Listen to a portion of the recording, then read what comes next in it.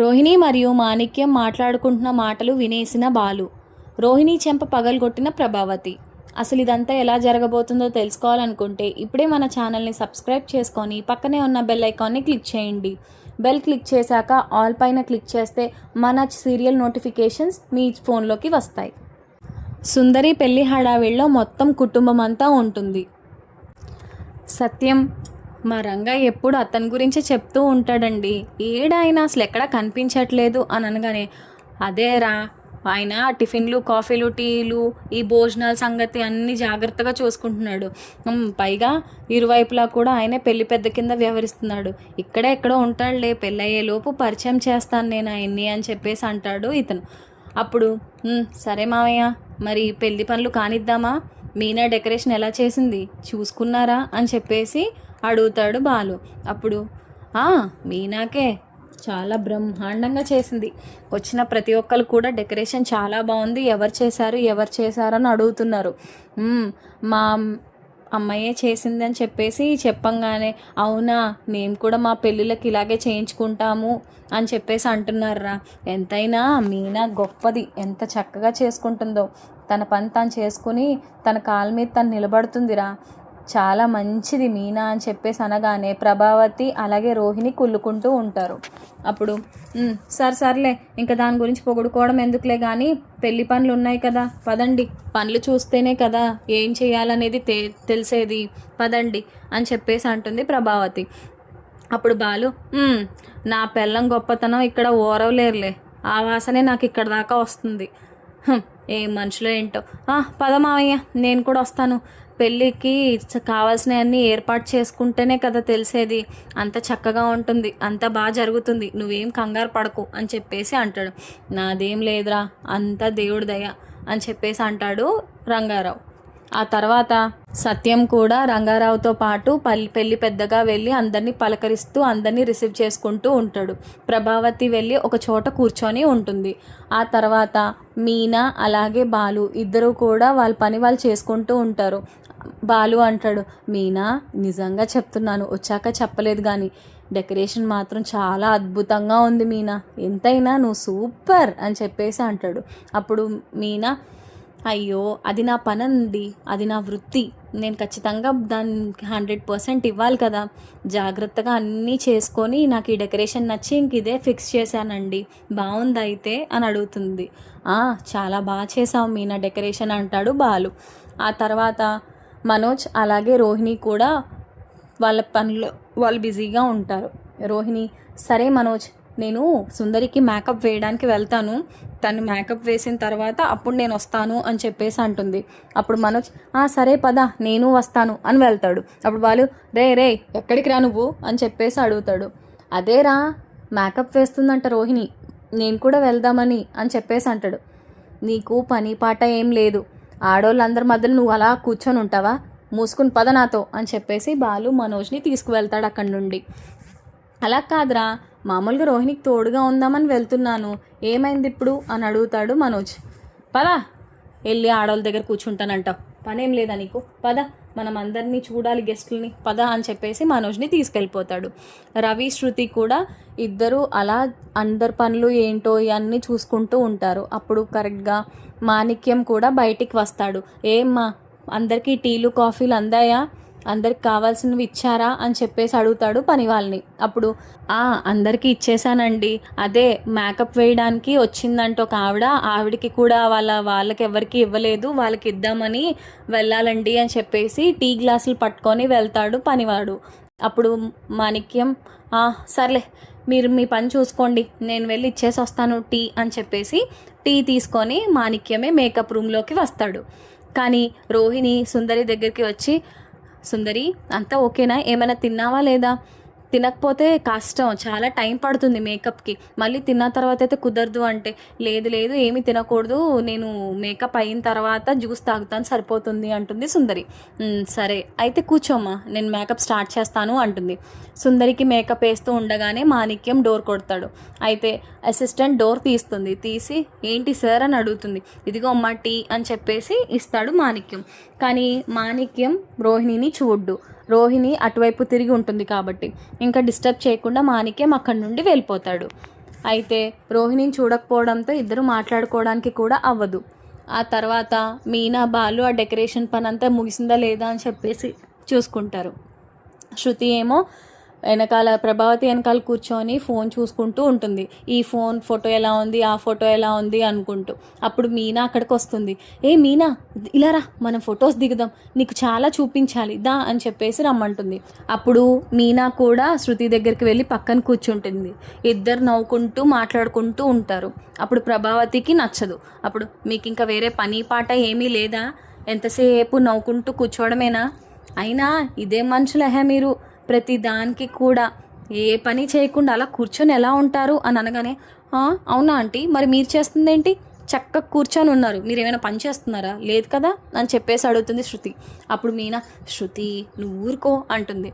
మరి లేకపోతే ఏంటి మీనా, మనకి చెప్పే బదులు ఆవిడ కూడా పని చేయొచ్చు కదా, ఆవిడ కూడా కూర్చునే కదా ఉంది, ఏదో పెద్ద ఆవిడ పని చేస్తుంది మనం చేయకుండా కూర్చున్నాం అన్నట్టు చెప్తుంది ఏంటి, ఏ మనిషో ఏంటో ఈవిడ, ఛీ అని చెప్పేసి అంటుంది. అప్పుడు ప్రభావతి, ఏంటి నోరు లెగుస్తుంది, ఎప్పుడు చూడు నాకు ఎదురు సమాధానం చెప్తూ ఉంటావు, అయినా పని పాట ఏం లేదా, ఇలా కూర్చొని అలా ఫోన్లు చూసుకుంటూ కూర్చుంటారు, వెళ్ళండి వెళ్ళి పని చూడండి అనగానే, మీ వెనకాల కూర్చున్నాం కదా, అది నేను చేసిన పెద్ద తప్పు, పద మీనా అని చెప్పేసి మీనా చేపట్టుకొని శృతి అక్కడి నుండి లేచి వెళ్ళిపోతుంది. సారీ మీనా, ఏం అనుకోకు, ఈ అత్తయ్య ఉందే తెలిసిందే కదా, ప్రతిదానికి నీకు వంకలు పెడుతూ ఉంటుంది, ఏమనుకోకు అని చెప్పేసి అంటుంది శృతి. అబ్బా ఆవిడ మాటలు నాకు ఇదేం కొత్త ఏం కాదు శృతి, నువ్వేం ఫీల్ అవ్వకు, పద మనం నిజంగానే పనులని చూసుకుందాం పద అని చెప్పేసి అంటుంది. ఒకవైపు రోహిణి మేకప్ వేస్తుంది.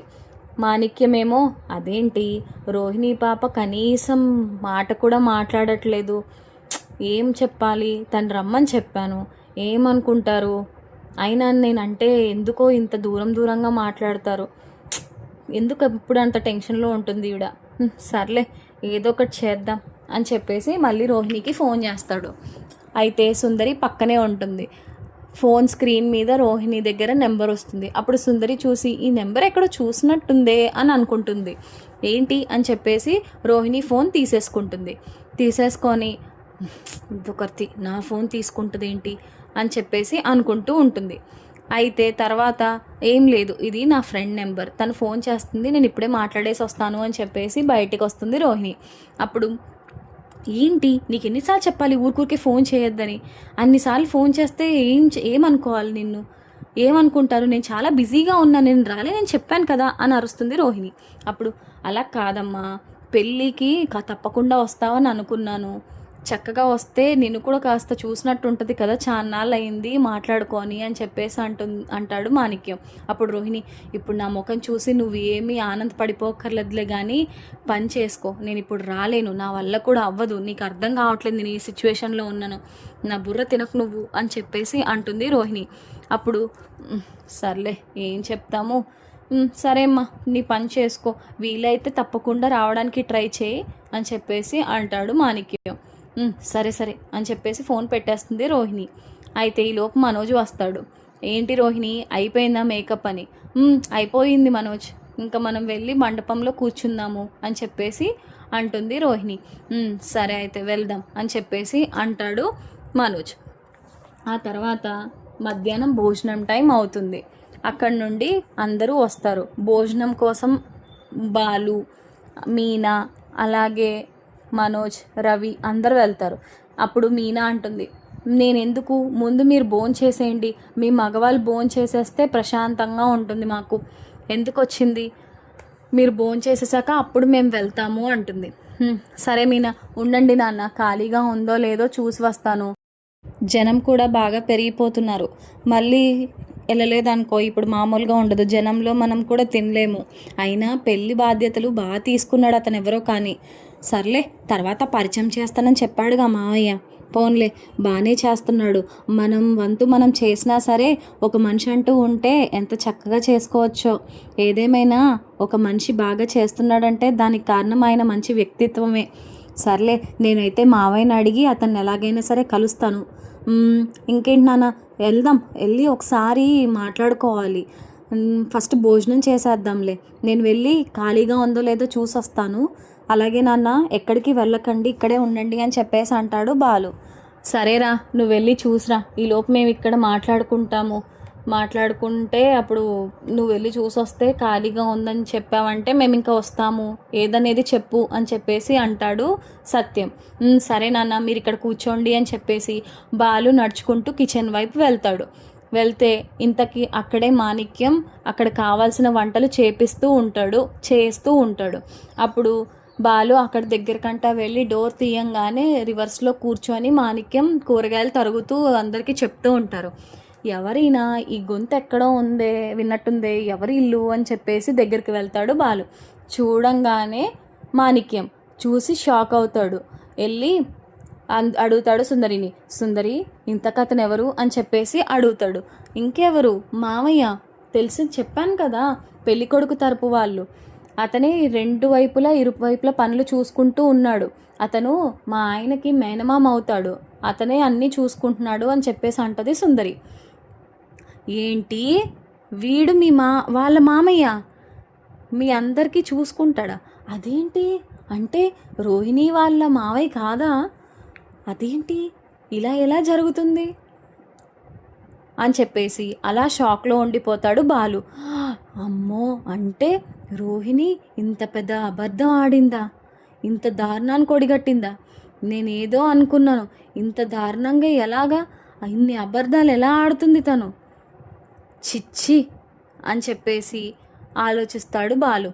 అసలు ఏం జరుగుతుందో ఏంటో ఇక్కడ నాకు అర్థం కావట్లేదు. వెంటనే మీనా కోసం వెళ్ళాలి అని చెప్పేసి మీనా దగ్గరికి వెళ్తాడు బాలు. మీనా, నీకు విషయం చెప్పాలి మీనా, ఇక్కడ చాలా దారుణం జరుగుతుంది, నీకు వంటగదిలో ఎవరున్నారో చూపించాలి అనగాని, ఏంటండి మీ హడావిడి, ఏం కావాలి, ఎవరున్నారు అని అడిగితే, పద మీనా అని చెప్పేసి మీనాని పట్టుకొని లాక్కుని తీసుకువెళ్తాడు బాలు. చూడంగానే అక్కడే మేకమామ ఉంటాడు. అది చూసి మీనా కూడా షాక్ అవుతుంది. అదేంటండి ఇతను ఇక్కడున్నాడు, పెళ్ళికి ఏమైనా వచ్చాడా ఏంటి అంటే, నీ మొఖం పూలగంప, నిజంగా నువ్వు పూలగంపవేనే, వాడు వాళ్ళ మావయ్య అంట. ఇంకెవరు, సుందరి వాళ్ళ ఆయన ఉన్నాడు కదా, తనకి మామయ్య అవుతాడంట, మటన్ కొట్టుందంట తనకి. ఏం చెప్పాలి చెప్పు, ఇదంతా అబద్ధం. అంటే వీడు రోహిణి వాళ్ళ మావయ్య కానే కాదు, ఇప్పటికి తెలిసింది నిజం, వెంటనే నాన్న వాళ్ళతో చెప్పాలి, నేను అస్సలు ఊరుకోను అని చెప్పేసి అంటాడు బాలు. ఏమండి ఇదంతా పెళ్లి మండపం అండి, అస్సలు బాగోదండి చెప్తే, ఏమనుకుంటారు, పెళ్ళి సంగతి ఏమవుతుందంటే ఎవరికి తెలియకుండానే మనం మాట్లాడదాం అని చెప్పేసి సత్యం దగ్గరికి వెళ్తాడు బాలు. నాన్న అర్జెంటుగా మీకు ఒక విషయం చూపించాలి నాన్న, తొందరగా రండి అంటే, ఏంట్రా బాలు నీ హడావిడి, ఏమైంది అంటే, అబ్బా మీరు రండి నాన్న అని చెప్పేసి తీసుకువెళ్తాడు సత్యంని బాలు దగ్గరికి తీసుకువెళ్తాడు. అప్పుడు అక్కడేమో మటన్ కొట్టు మాణిక్యం అందరికీ కూడా ఇది ఇలా చేయాలి అలా చేయాలని చెప్పుకుంటూ ఉంటాడు. ఆ తర్వాత చెప్పిన తర్వాత అంతా కూడా చూసుకుంటూ ఉంటాడు. అయితే ఈలోపు సత్యాన్ని తీసుకొస్తాడు బాలు. ఇదిగో నాన్న, వీడెవడో గుర్తున్నాడా అని చెప్పేసి చూపిస్తాడు. అదేంట్రా, వీడు మలేషియాలో ఉండే రోహిణి వాళ్ళ మావయ్య కదా, ఇక్కడున్నాడేంటి అని చెప్పేసి అడుగుతాడు సత్యం. అప్పుడు మరి నేను చెప్పేదేంటి, వీడు రోహిణి వాళ్ళ మావయ్య కానే కాదు అని చెప్పేసి అంటాడు. అయితే ఆ రోహిణి రావడం బాలు చూసి, నాన్న పదండి పక్కకు పదండి అని చెప్పేసి అంటాడు. ఏంట్రా అంటే, పదండి నాన్న అని చెప్పేసి అంటూ ఉంటాడు బాలు. అందరూ పక్కకి దాక్కుంటారు. అప్పుడు రోహిణి కిచెన్ దగ్గర మాణిక్యాన్ని చూస్తుంది. నువ్వు ఇక్కడున్నావేంటి, నీకెన్నిసార్లు చెప్పాలి, నా గురించి కనుక బయటపడిందంటే ఎలా ఉంటుందో తెలుసు కదా, నువ్వు కనబడ్డావా మొత్తం నా జీవితం అంతా వాళ్ళ కాళ్ళ మీద పరిచయం విస్తరలా ఉంటుంది నా పరిస్థితి, ఏమొద్దు నువ్వు ఇక్కడ నుండి వెళ్ళిపో, అయినా ఇక్కడికి ఎలా వచ్చావు నువ్వు అని అడుగుతుంది మాణిక్యాన్ని. అదేంటమ్మా, ఈ పెళ్ళి నా మేనల్లుడిది, అందుకే నేను వచ్చాను, నీకు కూడా చెప్పింది అదే, ఈ పెళ్ళికి రమ్మనే, బాగానే వచ్చావు అని చెప్పేసి అంటాడు మాణిక్యం. అబ్బా నీకు అర్థం కావట్లేదు, ఎవరైనా చూస్తే మన పరిస్థితి ఏంటి, నా గురించి ఏమనుకుంటారు, నేను మలేషియాలో లేదు, నేను మలేషియా అమ్మాయిని కాదు అనుకుంటారు, ఎందుకు ఇలా చేస్తావు నువ్వు, ప్లీజ్ ఇక్కడ నుండి వెళ్ళిపోవా, ఎవరికంట పడకు ప్లీజ్ అని చెప్పేసి రోహిణి బ్రతిమాలుతుంది మాణిక్యాన్ని. అయితే బాలు, సత్యం, మీనా ముగ్గురు కూడా అదంతా చూస్తూ ఉంటారు. ఈలోపు ప్రభావతి కూడా వచ్చి అక్కడ మాటలన్నీ వింటుంది. నీకు తెలుసు కదా నేను ఇక్కడికి వచ్చాను, ఈ పెళ్లి గట్ట చేసుకున్న, నేను మలేషియా నుంచి రాలేదని అనగానే ప్రభావతి ఫ్యూజ్ ఎగిరిపోతుంది.